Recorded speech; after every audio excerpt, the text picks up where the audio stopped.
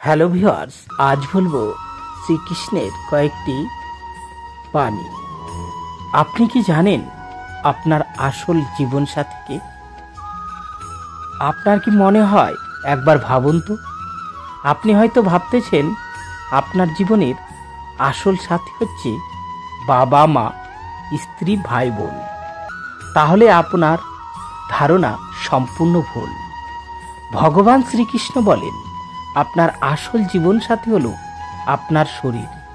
সেই শরীর যার দিকে আপনি কখনোই নজরই দেন না। যে মানুষ এই রহস্য বুঝতে পারে তার জীবন এমনই শুভ হয়ে যায়। আপনি নিজেই ভেবে দেখুন, এই সংসারের মঙ্গলই করা হোক বা সত্যের রক্ষা করা হোক বা শত্রুর সাথে যুদ্ধ করা হোক অথবা মিত্রকে রক্ষা করা হোক, এই শরীরই তো কাজে আসে। তপস্যাতে, বলিদানে, পরিশ্রমে এই শরীরই হলো আধার। তাই আমাদের কর্তব্য হলো এই যে যেন আমরা নিজের শরীরের যত্ন নিই। আমরা কি খাই, আমাদের কি খাওয়া উচিত, এইটা যেন বুঝি। কোনটা সুপাত্র আর কোনটা নয়, এটা যেন বুঝি। মনে রাখবেন, যেমন হবে অন্ন ঠিক তেমনই হবে মন। যত ভালো অন্ন তত ভালো মন। আর সুস্থ শরীর হলো সুস্থ মনের আধার। এ কথা অবশ্যই মন রাখবেন। আর যদি মন সুস্থ থাকে তাহলে সকল শুভ উদ্দেশ্য পূর্ণ হবে। আত্মা কি, একে জানার উপায় কি আছে? অর্জুন যুদ্ধের ময়দানে ভগবান শ্রীকৃষ্ণের কাছে আত্মা কি জানতে চেয়েছিলেন এবং একে জানার কোনো উপায় আছে কিনা তা সম্পর্কে প্রশ্ন করলে ভগবান শ্রীকৃষ্ণ তখন নিম্ন জ্ঞান অর্জুনকে প্রদান করলেন। মানুষ যে রূপে রথের ব্যবহার করে, সেই রূপে আত্মা শরীর নামক এই যন্ত্রের ব্যবহার করে। শরীরের মাধ্যমে শরীরের সুখ দুঃখ উপভোগ করে, কিন্তু আত্মা শরীর নয় পার্থ। শরীরের বিনাশ করা সম্ভব, কিন্তু আত্মার বিনাশ করা যায় না। আত্মা না অস্ত্র দ্বারা ছেদ করা যায়, না অগ্নি তাকে ভস্ম করতে পারে, না জল তাকে দুর্বল করতে পারে, না বায়ু তাকে শুষ্ক করতে পারে। আত্মা শরীরের অবস্থান করে অমর। পার্থ, শরীরের হত্যা করা সম্ভব, কিন্তু আত্মার হত্যা কিছুতেই করা যায় না। রাধে রাধে। বিপদে ভয় পাবেন না। সংকটই হলো শক্তির জন্মের মূল কারণ। ভগবান শ্রীকৃষ্ণ কি বলেছেন শুনুন। সংকেত বা পূর্বাভাস, এর উপর নির্ভর করে আমরা ভবিষ্যতের সুখ দুঃখের চিন্তা করি। ভবিষ্যতে দুঃখ দূর করার জন্য আমরা আজ পরিকল্পনা করি, কিন্তু কালকের সংকটকে আজ নির্মূল করার চেষ্টা করলে আমরা লাভবান হই না, কি আমরা ক্ষতিগ্রস্ত হই?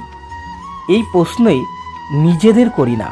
সত্য তো এটাই, সংকট এবং নিবারণ একই সাথে জন্ম নেয়। ব্যক্তির সুবিধার জন্য, আবার সৃষ্টির ও সুবিধার জন্য। আপনি আপনার ভূতকালের কথা স্মরণ করুন, ইতিহাসকে দেখে নিন। আপনি তখনই উপলব্ধি করবেন যখন যখন সংকট এসেছে, তখন তখন তাকে নিবারণ করার শক্তিরও জন্ম হয়েছে। আর এটাই তো এই জগতের নিয়ম। অর্থাৎ সংকটই শক্তির জন্মের মূল কারণ। প্রত্যেক ব্যক্তি যখন সংকট থেকে বেরিয়ে আসে, তখন সে এক পদ আগে এগিয়ে যায়, অধিক উজ্জ্বলতা, অধিক আত্মবিশ্বাস লাভ করে। না কেবল নিজের জন্য, সমগ্র বিশ্বের জন্যও বটে। এটা কি সত্য নয়? বাস্তবে সংকটের জন্ম মানে টিস্যু যুগের জন্ম, নিজে নিজেইকে বদল করা, নিজের চিন্তাধারাকে আরো উঁচুতে নিয়ে যাওয়ার সুযোগ, নিজের আত্মাকে অধিক বলবান আর অধিক জ্ঞানমণ্ডিত করার সুযোগ। যে এটা করতে পারে তার কোনো সংকট আসে না, কিন্তু এমনটা যে করতে পারে না, সে তো স্বয়ংই এক সংকট হয়ে পড়ে এই বিশ্বের জন্য। স্বয়ং বিবেচনা করুন। রাধে রাধে। মানুষের সব সম্পর্কের আধার হলো প্রত্যাশা। আমরা সর্বদাই প্রত্যাশা অনেক বেশি করে থাকি। পতি কেমন হবে?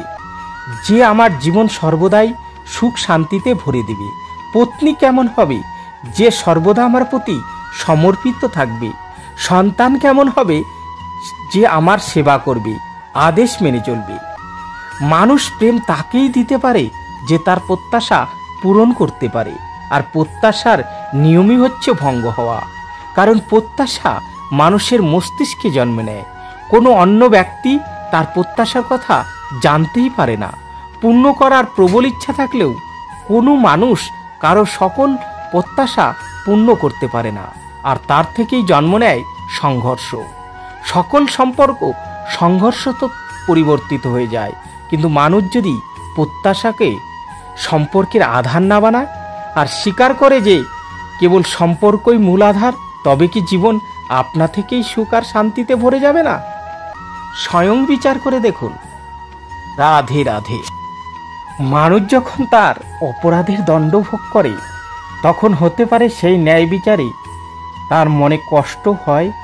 প্রশ্ন উঠে তার হৃদয়ে যে যখন সে অপরাধ করেছিল তখন সে ভিন্ন ব্যক্তি ছিল, তারপর সে অনেক অনুতাপ করেছে, নিজেকে এত পরিবর্তন করেছে, তবুও সে দণ্ড কেন পাবে? কিন্তু যেখানে আঘাত আছে সেখানে প্রত্যাঘাত তো থাকবেই। অর্থাৎ যেমন কর্ম তেমন ফল। যদি কাউকে স্নেহ দাও তবে সুখ লাভ হবে, যদি কাউকে হত্যা করো তবে মৃত্যুদণ্ড পাবে। যেমন কার্য তেমনই ন্যায় হয়। তবে কি প্রায়শ্চিত্ত বা অনুতাপের কোনো মূল্য নেই? আছে, অবশ্যই মূল্য আছে। প্রায়শ্চিত্ত অনুতাপ মানুষকে হৃদয় থেকে বলবান করে তোলে। আসন্ন শাস্তিকে গ্রহণ করার জন্য মানুষকে প্রস্তুত করে। অর্থাৎ প্রায়শ্চিত্ত না করে দণ্ড স্বীকার করার কোনো মূল্য আছে? স্বয়ং বিচার করুন। সবার জীবনে এমন মুহূর্ত অবশ্যই আসে যখন সত্য বলার নিশ্চয়তা থাকে হৃদয়ে, কিন্তু মুখ থেকে সত্যটা বের হতেই পারে না। কোনো ভয় মনকে এমনিই ঘিরে রাখে। কোনো ঘটনা বা প্রসঙ্গ সম্পর্কে কথা বলা অথবা নিজের কোনো ভুল হয়ে গেলে সেই সম্বন্ধে কথা বলা, এটাই কি সত্য বলা? না, এ তো কেবল তথ্যটুকু, অর্থাৎ যেমন ঘটেছে শুধু সেইটুকু ব্যক্ত করা। এ সামান্য ব্যাপার। কিন্তু কখনো কখনো সেই তথ্যটুকু বলতে গিয়েও ভয় হতে থাকে। কখনো আবার অন্য ব্যক্তি কিভাবে সেই দুশ্চিন্তা মনে হয়, অন্য কারো দুঃখ হবে, এই ভয়টা সত্যকে আটকায়। তবে এই সত্য কাকে বলে আমরা কি কখনো বিবেচনা করেছি? যখন ভয়কে তুচ্ছ করেও কোনো তথ্য বলে দেওয়া হয়, তবে তাকেই সত্য বলা হয়। বাস্তবে সত্য আর কিছু না, কেবল নির্ভীকতায় ওই অপর নাম। আর নির্ভীক হওয়া কোন সময় হয় না, কারণ নির্ভীকতা আত্মারই এক স্বভাব। অর্থাৎ জীবনের প্রত্যেকটি ক্ষণে সত্য বলার ক্ষণ নয় কি? স্বয়ং বিচার করুন। তো বন্ধুরা, ভিডিওটি কেমন লাগলো? যদি ভালো লেগে থাকে অবশ্যই নিচে কমেন্ট বক্সে লিখবেন জয় শ্রী রাধে কৃষ্ণ। রাধে রাধে। আজকের মতো এ পর্যন্তই। দেখা হবে পরবর্তী ভিডিওতে।